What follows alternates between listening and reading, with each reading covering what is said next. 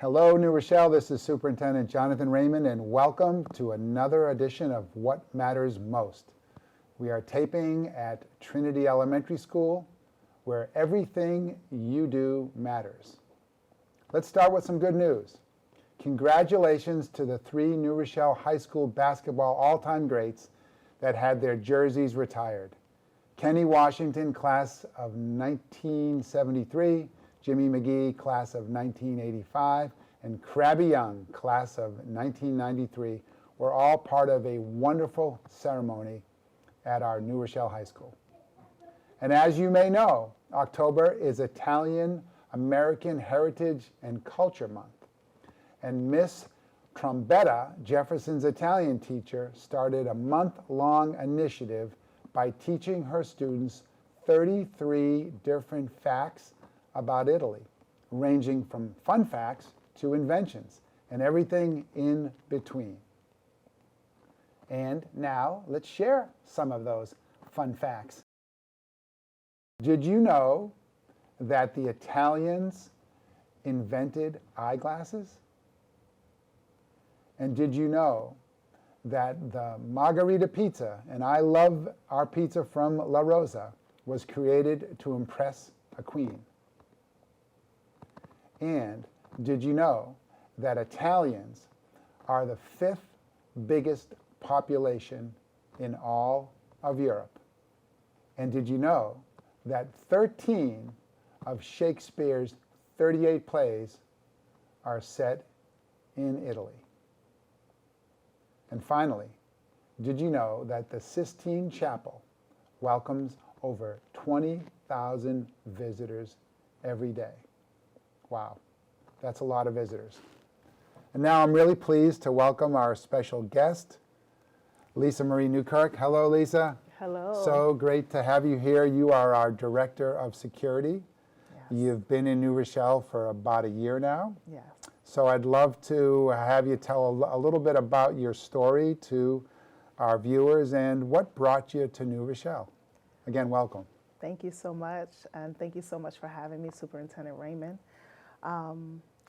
So I am a retired police sergeant from the NYPD. I started my career at the age of 21. I actually started as a correction officer. But before that, I actually worked with children in daycare for about 3 years. I actually worked with all ages from age 2 to about 13. Right. And so lots of experience with young people, including in the correction, in the jail system as well. That was one of the things that I noticed right away that really made you stand out. So yeah, I'm glad you lifted that up for our viewers. Thank you. And also, while in the NYPD, I actually served in a community where I grew up, which was in Harlem. And that was pleasing. I was also a youth officer at the time, collecting students most of the time to get them to school. And I loved working with young people. Always felt a sense of responsibility, especially as an elder sister of 6. Always had that responsibility and always took it on as something important. Yeah. So then you get the opportunity to come to New Rochelle. What was it that I think intrigued you, and what's the year been like for you? So it's been an amazing year, and what brought me here was really an opportunity for me to see if I could implement some of the visions and ideas that I had about leading when I was in a police department. I didn't get to fully express my visions. And so coming here was that opportunity, the opportunity to impact, especially through ways of being. One thing about law enforcement and security that seemed to be missing from my vantage point was the nurturing, was being present. We don't always have to rule with a heavy hand in order to create impact. And one of the things about leadership inside of creating security, right? Which we all know from being children comes from that nurturing experience with, mom and dad or family who's taking care of us, is that nourishment piece. It's important. It's viable to creating security Right. everywhere. Right. So we know security is a really important big deal, and making sure that our schools are safe as well as welcoming. I mean, students can't perform well, right, if they don't feel safe and they feel secure. So that safety piece is really important. Can you talk a little bit about the kinds of things that you and your team do on a daily basis, or throughout the year, that maybe they don't get so recognized, but are really important to making sure that our buildings are safe and secure places? Thank you so much for that. And first of all, thank you for all of the support that you provide for our team to have the best of technology, to have all of the support systems that we need to have in place. There's been lots of training happening.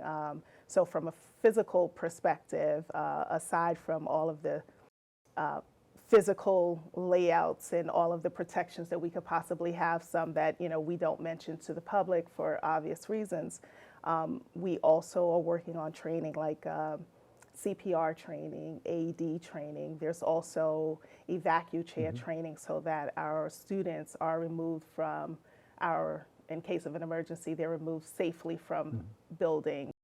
There's also been professional development training happening. Also a touch of personal development training, because one of the things that we know is that when we serve and nourish our folks from the center, from the persons that they are, then they can operate better professionally. And what that looks like also is communication skills, understanding students and their developing brains.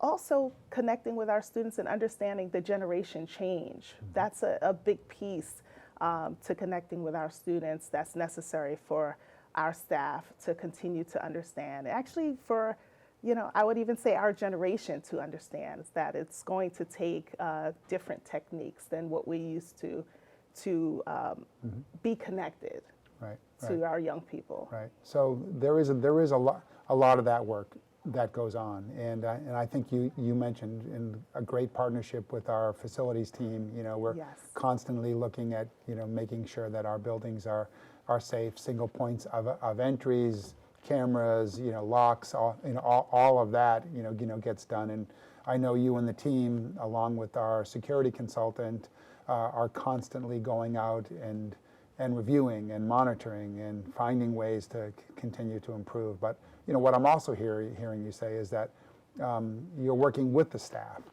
because we know our security staff are often the first lines that visitors and students contact in the morning. So simple things, good morning, how you doing, making those connections. It's a really important part of the job. Can you speak a little bit more about that? Yes, absolutely. So our staff, as you said, are frontline folks, and for the most part, they're our greeters to the school. They're our ambassadors to the school, and so they are being, they don't always need the coaching, right? They are welcoming our students every day. They are feeling responsible for their safety and security. They are loving the students and protective of the students and welcoming to our parents, and wanting to be on the team and wanting to do more, wanting to, particularly at the high school, working with our administrators and our support staff like Nate Adams on being portals of entry points to students. Having, knowing about things that are going on with them and being able to share with administration and support the student with getting them extra services. So there's a lot of that happening. It's a collaborative experience altogether. Every relationship is a partnership, and that's really how we're approaching this thing, is that every person, every teacher, every student is a partner in this experience that we're co-creating to create the the safest environment we can possibly have, That's with the right. vision of being one of the largest and safest school districts in the nation. Yeah. So I think you're right, and you talk about, and I've talked about the importance of relationships, but every moment, every encounter is a chance to, to deepen, to have an impact on that relationship with a young person. Really, really important. So I think what you've said is that we're providing professional development and training, but those moments, and I think encouraging staff to say, okay, when you have a moment, that connection, that relationship can make a difference in a young person's life. Lots of emphasis and talk about safety and security, and from your perspective, what advice would you have, or can you share at least with our students, who may be watching, or and also for families, that naturally are really sensitive around this whole safety and security issue. What thoughts or advice would you share with them? So I'm always bringing it back to, because this district is doing everything it can to provide all the supports around facilities, around safe and clean air, around locks and policy and procedure and practice. But what I offer everyone is to be present. To be present is to be connected. Being connected will give us access to so much information about whether or not we're safe or not. And so talking about those opportunities in relationships, right? And sometimes they go wrong, but we always have a new opportunity the next time, but we want to maximize on those opportunities of being present and connected with folks, because they will give us access to information about whether or not we're safe physically and whether or not we're safe emotionally. And I think the larger piece here is actually connecting with each other emotionally. And then we'll start connecting, and all the dots, all the things that we're working on together will come together to create the entire safety and security. So I think what I also hear you saying is that when we create environments where students feel at least welcome and respected and trusted, they share information, and a lot of the information that we get is from other students who are sharing, because students are in the know. And I think you're saying is when we have relationships and connections with our families and our parents, our guardians, our caregivers, that they too can share us information. So we're all connected, and the importance of those relationships can't be understated as it relates to educating our kids, giving them enrichment activities, athletics, as well as it does, to securities. That relationship piece is really important. Lastly, before we close out, wellness is really important too. And, we talk a lot about the work that we do. It's challenging, long hours, every day can be different, and that can take its toll. And so it's really important, for us as the adults, in these systems and in these programs, in our schools, to remember to take care of ourselves. Our own wellness is really important, and I know that's important to you. Can you just talk really briefly about how important wellness is to you and why it matters? Yeah, it's actually the number one thing to do, is to take care of yourself, because when you're taking care of yourself and you're present for other folks and their needs, and when you have a huge responsibility as you do to serve so many, it's important that you take care of yourself. And so practices like meditation, I'm an avid bath taker. If it's gardening for you, then it's gardening or reading. If it's quiet time, whatever that thing is that brings you peace, joy, and serenity, is something that you should practice every day for at least 20 minutes. And then you could be a better giver. That's great. Well, that's it. Well, listen, I want to thank you and your team for all you give. They go, your team goes above and beyond. Morning, before school starts, I've ridden the buses up to Albert Leonard, with your team, back with your team at the end of the day, weekends, folks work tirelessly, and I want to thank you for your leadership. Thanks for joining us on. We look forward to having you on again to continue to share with us, the ways we're continuing to keep our schools safe and as well as welcoming. Thank you. There you go, New Rochelle. Thank you for joining us for another edition of What Matters Most. Stay tuned for upcoming episodes. Have a great rest of your day. Thank you, New Rochelle.